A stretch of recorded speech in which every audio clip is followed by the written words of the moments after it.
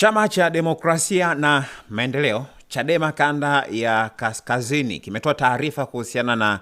kuwasimamisha viongozi wake wawili, Abubakar Mashambo ambaye alikuwa ni katibu wa jimbo la Bumbuli na Joseph Mwakidasi ambaye alikuwa katibu wa wilaya ya Muheza, zote za mkoani Tanga, kwa tuhuma za kukiuka kanuni za maadili ya viongozi wa chama kwa kutoa tamko kupitia vyombo vya habari dhidi ya makamu mwenyekiti wa taifa bara John Heche bila kufuata taratibu za chama husika. Na kwa mujibu wa taarifa mbili ambazo zilitolewa na katibu wa kanda ya Kaskazini Yohana Kaunya, viongozi hao wanatuhumiwa kukiuka kanuni ya 10 kifungu cha kwanza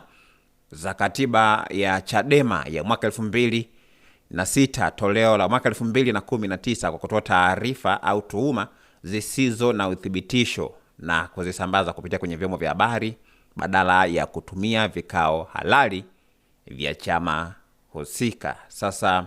taarifa hizo pia zinaeleza kuwa Mashambo na Mwakidasi wametakiwa pia kuwasilisha uthibitisho wa tuhuma zao ndani ya siku 14 tangu ambapo walipopokea taarifa rasmi, na kwa mujibu wa ibara ya 63C ya katiba ya Chadema, huku wakisubiri mchakato wa kinidhamu kuweza kukamilika. Lakini pia kusimamishwa kwao kutadumu hadi kamati tendaji ya kanda itakapokamilisha uchunguzi na kutoa uamuzi wa mwisho kwa mujibu wa ibara ya 6 sheria namba 3 na katiba ya chama hicho. Na katika kipindi hicho pia hawataruhusiwa kutekeleza majukumu ya nafasi ambazo walikuwa nazo wakizishikilia wala kuzungumza na kutenda kwa niaba ya ofisi hizo. Na hatua hiyo pia inakuja wakati Chadema pia ikiendelea kukabiliwa na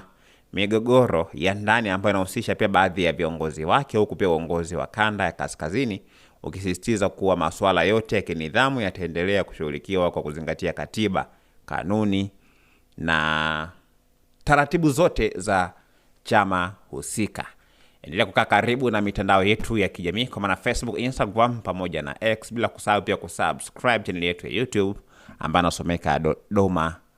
TV kwa taarifa zaidi na update zote ambazo wewe binafsi pia unapaswa kuweza kuzipata.